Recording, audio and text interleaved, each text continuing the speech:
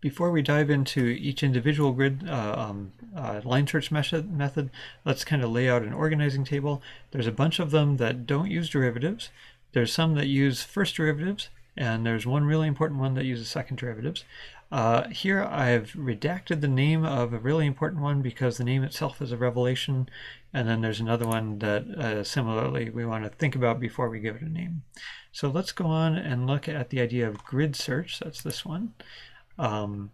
So if I just have some objective function not showing what the function is, in some sense it doesn't matter because the computer doesn't analyze the individual aspects of the function, it just evaluates it. So if you had tried an alpha of 0, which is basically where you are right now, you basically always know what your current function value is at an alpha of 0. And then an alpha of 1, what could you say about that? Think about that for a sec while you pause the video. Okay, welcome back from pausing. So you might say, hey, I'm minimizing, going all the way to 1 gave me a higher objective function value, so I'm done. So I should not go all the way to 1, but then you might ask, well, but should I go to like 0.5 or 0.75 or something?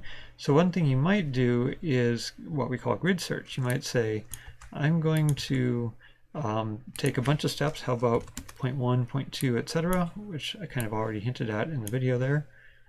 And then I'll look at these and say which is the best of those. Looks like it's right here, right? But that's not necessarily the minimum. The minimum should be somewhere between 0.3 and 0.5. So then you could set like 0.3 up here and 0.5 down here, and go up 0.32, etc. And so we're kind of zooming in on a range and breaking it up into 10 equal pieces, for example. And then say, of all these, which one is the lowest? Probably that one, right? And then you could say that means the minimum is between here and there. And so you could do this, say, okay, now I'm going to zoom in on that region and just keep doing that. So that's called grid search.